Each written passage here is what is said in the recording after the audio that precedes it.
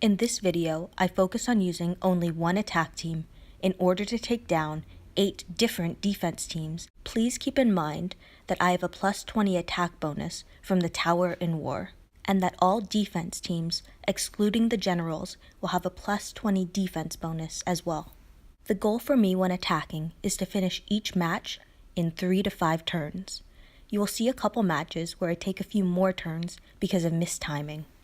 When I see a typical team, you won't see me checking for weapons or mods on a toon. This is because a lot of defense teams have a similar build, and it's fairly easy to understand what type of weapons each toon will likely have. For instance, the different human shields you see on defense will either have stun when attacked, impair when attacked, AP down when attacked, or absolute defense.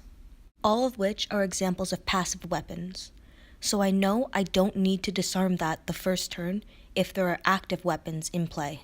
A few examples of the active weapons you can see are stun on attack, impair on attack, and AP down on attack. There are obviously some special weapons that people use on defense as well. Take Romanoff with his taunt, or Charlie as well with his taunt. There's also that new Martinez weapon that is confuse on attack. Based on my team composition, when running a shield on offense, it protects me from AP drains that the defense may have when attacking, as well as any active weapons that they may use. Because I don't want my human shield rushing anyway, impair on attack weapons, as well as AP down on attack weapons, and AP drain mods are a good thing to be used against him. The only active weapons that I need to worry about are taunt on attack, confuse on attack, stun on attack, and anything else that might cause my shield to stop shielding. You can see that by running a human shield on offense, all attacks are centered to him, and it allows me to build my AP on the defensive toons. Ideally, this setup lets me rush my other 4 toons on turn 3 and basically end the match. Another helpful tool on my offensive team is having a command toon. Having a huge AP leader and having huge on attack on my 4 other toons lets them rush on turn 2 if I command them. On this particular team, if my Koa gets stunned, I will sometimes rush my Michelle on turn 2. Her rush applies a huge amount of damage, applies bleed, and has the potential to stun 2 toons if she doesn't end up killing them.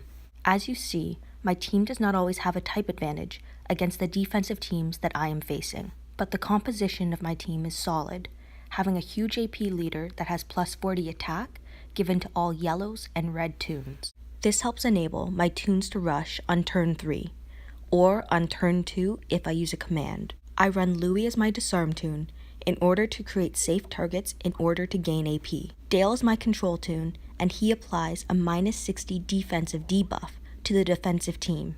I find it's interchangeable to use an offensive buff on your own toons or a defensive debuff on the opponent's toons. 5-star Kate, 5-star Heath, 6-star Herschel, and 6-star Javier are just a few examples of other toons that you can sub in instead of Dale. Finally, I run Decap Sandy as my damage dealer. What makes Sandy unique is that she has double attack weapons. So, when she rushes and does 2 basic attacks, she actually has the chance of performing 2 to 4 attacks. She has a mod for attack against tough characters because I run her on my anti-Eric team.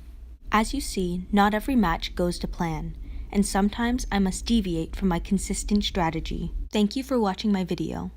Feel free to leave a comment below or reach out to me online at linkesus.